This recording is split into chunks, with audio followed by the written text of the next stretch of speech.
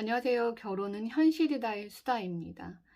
혹시 결혼하신 분들 중에 네 돈도 내 돈, 내 돈도 내 돈이라고 생각하시는 배우자님들 계신가요?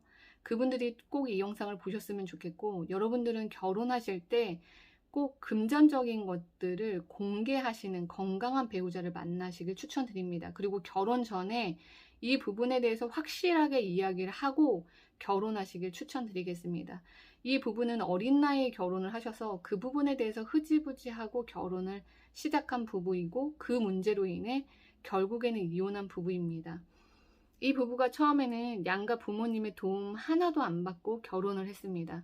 그러다 보니 얼마나 힘들겠어요. 월세도 사시고 보증금이 없어서 국민임대도 알아보고 그렇게 힘들게 결혼 생활을 시작했습니다. 그런데 둘 다 힘든 가운데 부부가 좀 끈끈한 의리가 생긴 거예요. 힘들다 보니까. 그리고 양가 부모님한테 도움을 안 받았다는 게 나중에는 좀 자부심도 생기고 그런 부분들이 있었던 부부입니다. 그런데 결혼한 지 얼마 안 돼서 달달이 월세를 나가서 정말로 매달 생활하기가 버거운데 시댁 부모님께서 갑자기 300을 빌려달라고 요구를 하십니다. 그런데 이 남편분이 어떤 이유로 어디다 쓸 거고 언제 갚을 거라는 얘기 하나도 없이 그냥 엄마가 300 달래라고 이야기를 한 거예요. 이 아내 입장에서는 정말로 막막한 거죠. 그런데 적금 통장을 보니까 전 재산이 300이었던 거예요. 그리고 달달이 월세가 나가잖아요. 이것이 없으면 좀 생활하는데 좀 버거울 것 같은데 이분이 며느라기 기간이었던 거예요. 며느라기 기간이 어떤 기간이냐면 남편에게도 좋은 모습을 보여주고 싶고 시댁 어른들에게도 좋은 모습을 보여주고 싶은 그런 기간이에요. 참 이 기간이 항상 있더라고요. 결혼하신 분들은. 그 기간이다 보니까 액수가 그렇게 큰 것도 아니고, 아 그래 얼마나 급하시면 빌려드려야겠다 해서 빌려드린 거예요. 이분 입장에서 빌려드린 거예요. 근데 거기에서 받은 입장은 그냥 아들이 용돈을 준 거나 마찬가지인 거예요. 절대 갚겠다는 이야기도 안 하고 그냥 그 300은 아무런 이야기 없이 다 사용이 되었습니다.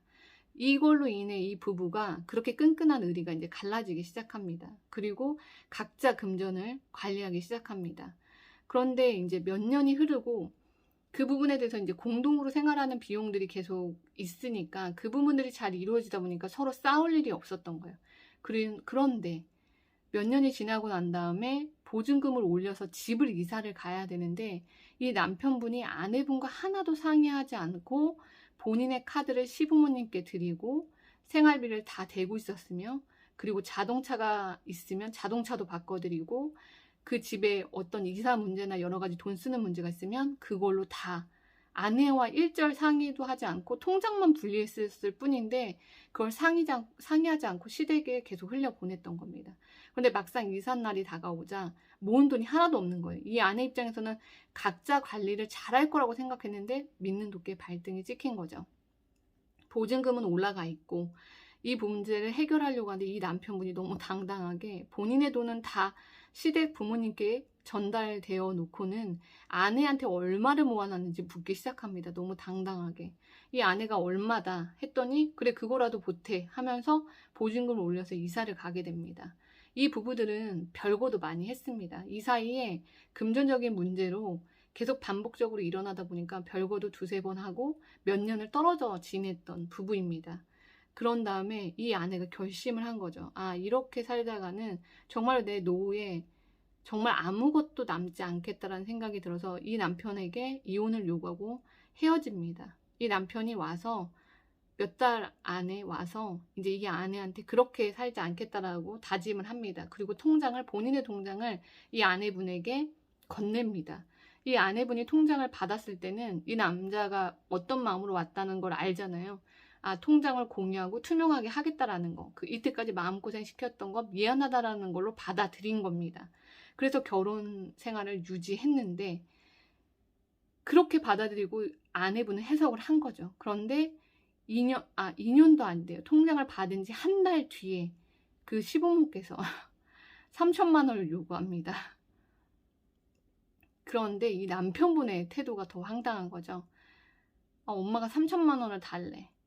지금 통장 갖고 온 지 한 달밖에 안 됐잖아요. 이 여자분 입장에서는 뒤통수를 맞은 느낌인 거죠.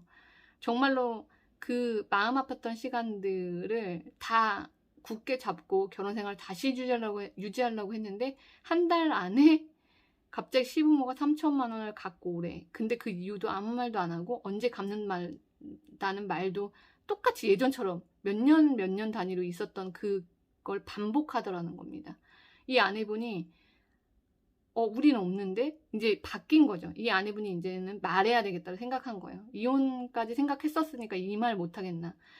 우린 돈 없어. 너가 부모님께 말씀을 드리는 게 낫겠어. 이 부분이 안 된다는 걸 말씀드려 했더니 나보고 어쩌라고 이렇게 이야기한 거예요. 끝내 마이너스 통장을 해서 3천만 원을 드립니다.